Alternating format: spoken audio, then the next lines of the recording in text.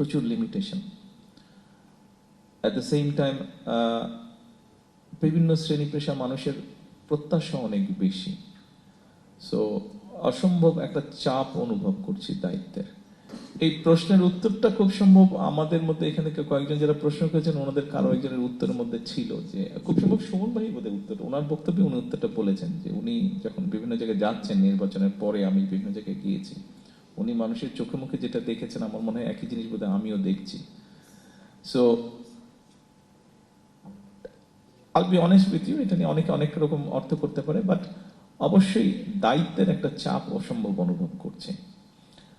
প্রচুর সমস্যা, প্রচুর limitation. At the same time বিভিন্ন শ্রেণী পেশা মানুষের প্রত্যাশা অনেক বেশি। সো অসম্ভব একটা চাপ অনুভব করছি দায়িত্বের। আমি ওদিন এটা আমি আব্বার কাছ থেকে শুনেছিলাম। কয়েকদিন আগে আমি অফিস থেকে যখন বাসায় যাচ্ছি, তখন আমার সাথে গাড়িতে যারা ছিল, খুব সময় রুমন বোধহয় ছিল গাড়িতে, তো তখন আমি বলছিলাম আব্বা একসময় কথা বলছিলেন ওনার একজন সহকর্মীকে, যে দিনটা যদি 24 ঘন্টা না হয় 48 ঘন্টা হতো তাহলে বোধহয় একটু সুবিধা হতো, আর একটু বেটার কাজ করা যেত।